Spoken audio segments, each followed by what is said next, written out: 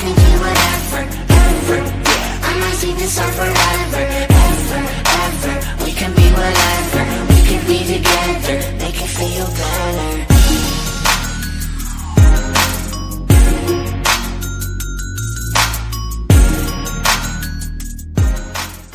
Kecil tapi dia cepat sangat membiak dalam masa beberapa minggu lah Okey.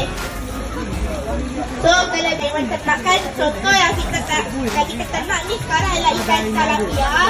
Kita hanya bagi makan argola dan ikan dia akan habis dalam masa setengah hari. Okey. Kalau bagi makan tengah hari dia akan habis dalam masa petang.